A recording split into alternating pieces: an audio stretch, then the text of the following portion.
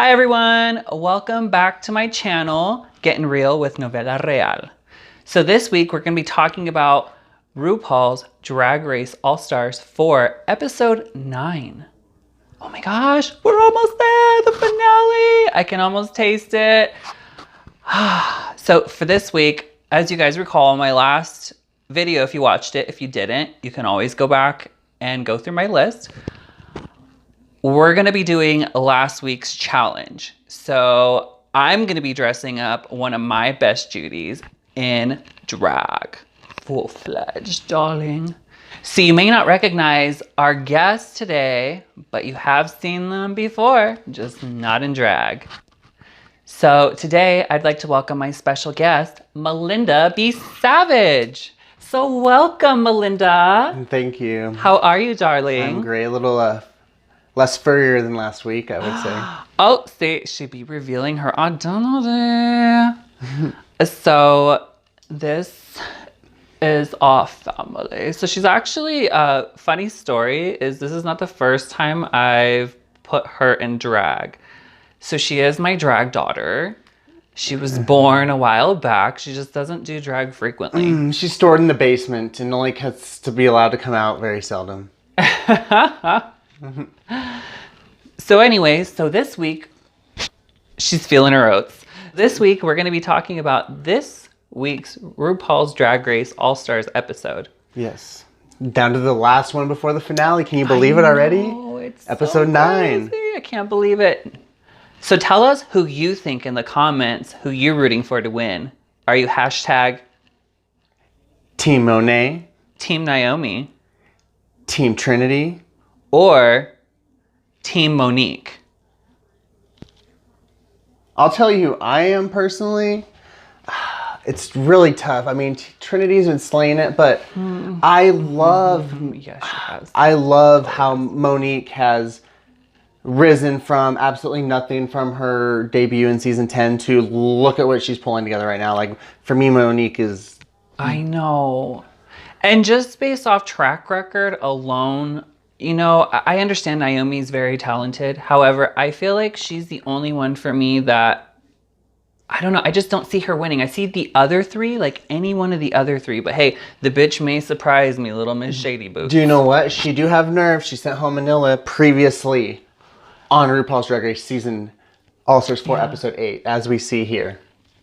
So. But you know what though? She's been in the bottom 3 times. So she's been in the bottom the most out of the remaining girls. Correct.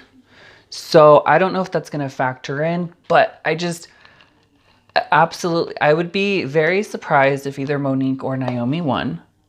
But I do really, I really am cheering for Monique because she's done so great. She's evolved since her season. And, you know, Monet and Trinity have just been killing this competition. They've been doing so good. Right. You know, Monet's definitely stepped up her game. Right. So we get into this episode, episode 9, we get into the workroom and we just find out after we're gagged. I mean, I'm sure we all were watching it live. We were stunned Manila's gone. So they're in the workroom and they're all kikiing around where the girls reveal that Monet also picked Manila as well. I know. But what do you expect? Manila did kind of have it coming. She shortchanged her. She shortchanged her. Pun for her family resemblance pick. But yes, Monet absolutely picked Manila as well. So clearly... She was going to go home. She was going home. This last episode was the episode that we clearly saw that the tides have turned.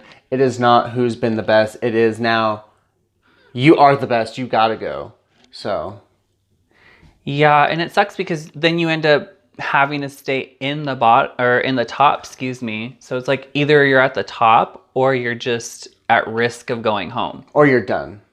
So I'm just feeling for my girl Trinity. When I was watching it, I just remember because I did a live KiKi on Periscope. And I was kikiing with some of you.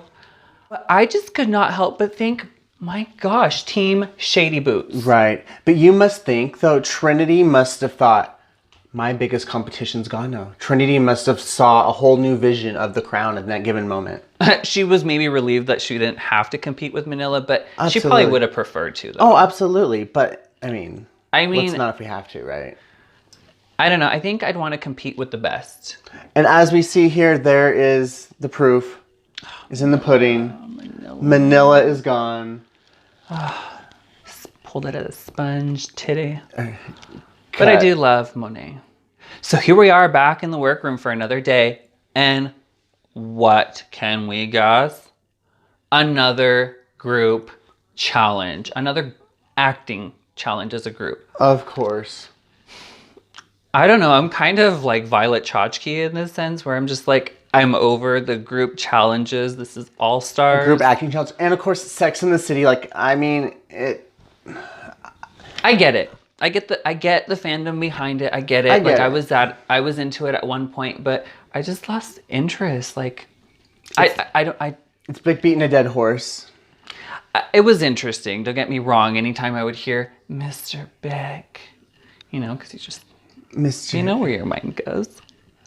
Well, yes, but I mean, let's be real. We need to start having more individual. These group challenges are getting exhausting. Yeah, and the thing about it is that Naomi got to pick who had what part.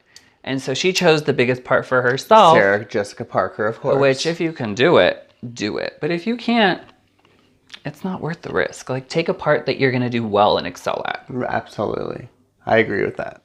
So I wasn't getting any Sarah Jessica Parker from Naomi. No. I just think she was missing that peppiness, just that little bit of oomph. That sass.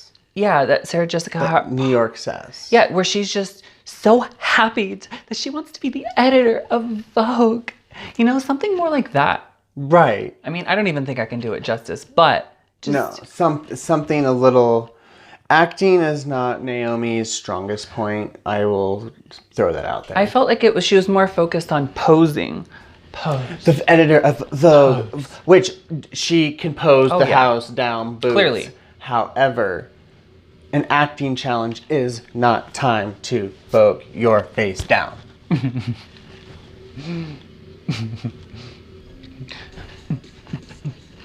Editor Vogue. Club 96. Club 96. But anyways. Running down the roster, we have Latrice in this group acting challenge playing Cynthia from Sex and the City, the lesbianic politician. I thought she did a very, very good job of channeling that role. She could have maybe butched it up a little bit more, but overall, I thought she did a decent job. Did a decent job in her acting challenge for sure.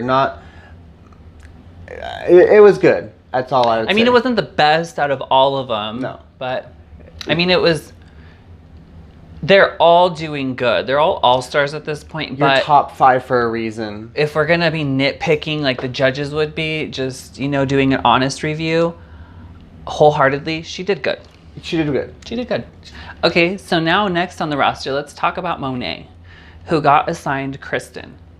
Now, I thought she also did good as well. She did. Only thing that I was kind of wanting a little bit more of is that Kristen's supposed to be a little bit more like uppity and conservative. So I was just actually hoping she would literally take us to church. Like, she'd be like, no, I don't do those. A little too, yeah, you're hoping she'd be a little bit more prissy. Like, she'd be more like, she'd react more like it was taboo, like, oh, this is so salacious, just more like that. So that was the only thing, if we're just nitpicking, but otherwise, she still did good.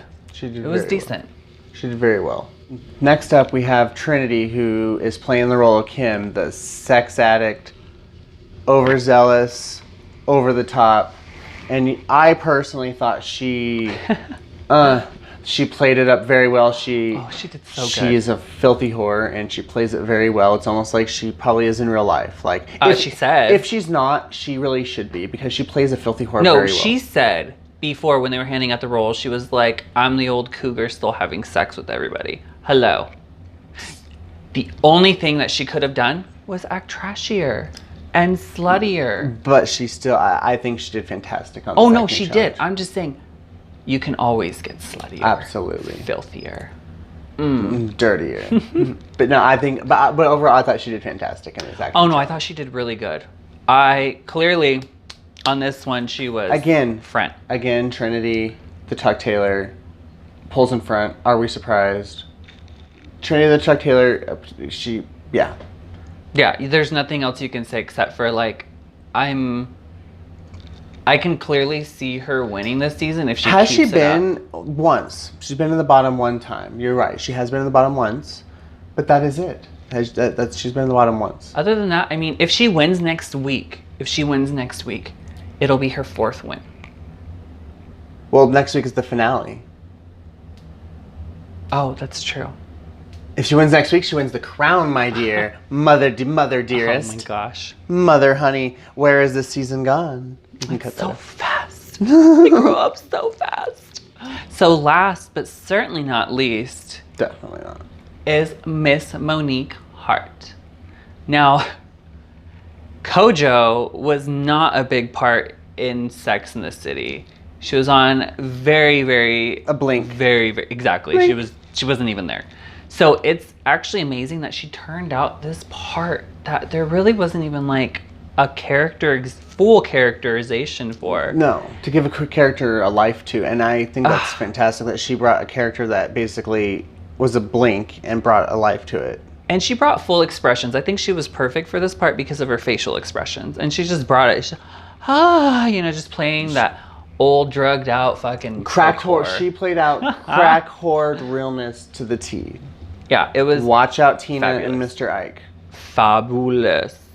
I mean, she was giving me all kinds of Courtney Love type of vibes. I mean, and then she's so endearing. I found her wig peeling back, like it just would not stay on to save her life.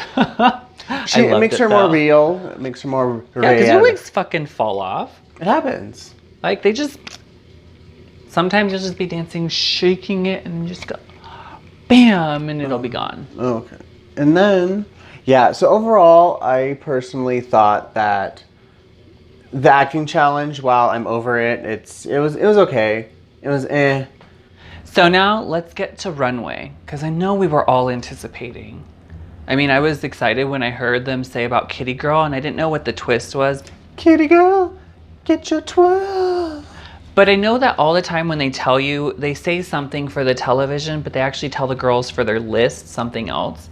So it was like cat costume type of thing that they told them, I guess. I don't know. That's what they said on Reddit. But anyways, I was absolutely living for Trinity's runway. It wasn't just the cat suit itself. It was her Michelle Pfeiffer vibes of Catwoman, just, just all that. I was so sexy, so hot. I agree. I mean, she gave the whole persona. She embodied the whole cheetah realness. She was really a cheetah. Did. She was the leopard. She was the sphinx. She was every feline relative lineage that could have been, and she channeled all that. She was just felt skinny and sexy. Yes, absolutely. All of the above. Just everything. So, just pussycat. Absolutely. Moving next, right on down that line, is Miss Monet Exchange and her Pink Panther realness. I know that she got a lot of crap from Michelle for her rounded ears, but she looked like a mouse. She did. I think if she would have put on more whiskers, I would have presented more of the Pink Panther realness, because she lacked whiskers totally. I don't know. It failed. It did. With the lack of whiskers, it did give us mouse, I don't know. I think it's just that simple fine tuning. Barney mouse. Piercings. Yeah, that was so funny. They were talking about it looking like Barney. Like a Barney mouse, See, absolutely. That actually made me like it more when they said that. I do like it. I think it's a sickening look. It just wasn't what the challenge was called for. Nitpickiness, again, just... It wasn't what the challenge was called for. Let's be honest. But, yeah, she put a lot of effort into it, but... I think the whiskers would have done a great deal for the Pink Panther. Maybe that would have made a difference. I'm not sure. I don't know. So next up, we have Latrice. And what can I say? I was looking for something, again, I'm going to say it again, is that I was looking for something aside from a gown. I get that this is a huge pageant. This is like the top pageant in the world. But I just don't think that... It didn't give me Kat. Exactly. For an All-Star, it's just not outside the box. I want to see something different from her. And I'm sure the judges do too. The wig was giving me more Shaka. It was more giving me Shaka Khan wig. And it wasn't giving me Kitty Cat. It was giving me like... It was giving me like if it was supposed to be like Space Age Jungle. Like, yeah, it was a little tiny cheetah print with a Space Age thing in her crotch area, and it's. I won't deny. I thought it was. I won't deny that I still thought the dress was beautiful. Clearly, airbrushed. That cost her some coin, definitely. But again, it just. It wasn't where it needed to be. It did not scream Cat to me. It did not. What clearly in the lineup, as you can see, what stands out as the sore thumb. Yeah. Miss Latrice stands out, and not in a good way. And I hate to say it because she's one of my most favorite queens of all time, but she sticks out for the wrong reasons. Yeah. Next, right on down that runway line is Legs for Days, Miss Naomi Smalls. I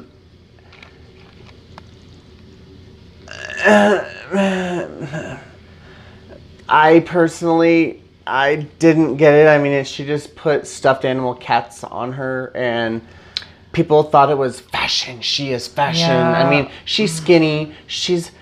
Well, I mean, if she was wearing this, she could have her Lady Gaga moment of she's skinny, she's blonde, she's rich, and she's definitely a bitch.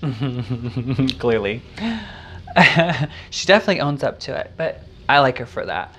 I will say that I wasn't a fan. No. It screamed cat lady, but it didn't scream cat lady to me. What it did is it screamed little girl playing with her dolls with her like baby blanket or something. Right. That reminded me like stuffed animal. It reminded me like baby party, like a toddler party. Absolutely. That's what it reminded me of for sure. So it just took me back to when she did the challenge in her season where she was, they did that diaper, like the roots and all that. Absolutely, baby realness. Yeah, so I don't know. I wasn't a big fan.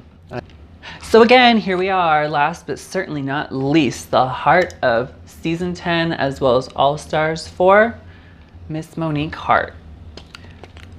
I personally, even though I love Trinity's look, I did. It was so good. Battle of the Catsuits. I love Monique's take. I love the fact that you could tell her reference was Puss and Boots. Instant Puss in Boots. Oh my God. So, and needless to say, I thought it was a shoot. If I was to toot it or boot it, I would shoot it. Shoot. I don't even know if there is more of a shoot, but it was that for this season. It was one of those looks. This look for me for this season, this might have been the best look of the season for me. It was up there with... hard. But yeah. For me, it might have been one of my more favorite looks for this season. But, I mean, put some cat boots realness, and let's be honest, Monique Hart can beat a mug down. She can paint for days, and that's what I really appreciate about her, is that she really takes her time and puts in that detail work, and because it takes a long time to get into drag, and just it takes a lot of practice to get quick at it. But at that type of skill level, I mean, you just have to when you're on Drag Race. So I thoroughly appreciate it. Thoroughly appreciate it. I mean, thank God this runway redeemed for this main challenge, because this acting challenge so terrible. The writing just was not. So the runway did make up for how awful the challenge was. Thank goodness. Despite that, my favorite part of the acting challenge is gonna sound so stupid, but it just proves how much of a clown I am, is that I love the fight scene with the clowns. Oh yes, that's. That was just like, because I was just, it was kind of... flatline. It was a very boring main challenge. Except for Trinity and Monique, but then when they got to the clown part where they all fought, I just lost it. Which is the main reason why it does not make any surprise why they were the winners of this week's episode. Clearly. I mean, they were the only reasons why that made this episode halfway bearable, in my opinion. So yeah, but I don't think it was the girls' fault. I think it was honestly the material that was handed to them. Yeah, no. So we find out who our top two are and our bottom. So this week, if you're not in the top, you're in the bottom. You're in the bottom. if you're not a top, you're clearly a bottom. Right.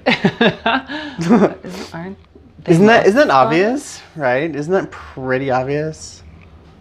However. Okay. So anyways, so no surprise again, Trinity and Monique were in the top. No, clearly not a surprise to me. The one thing I do want to talk about here is this lip sync. I love Trinity's outfit. Like when she got prepared. She came to play. She did not come to play. She came to slay. That outfit.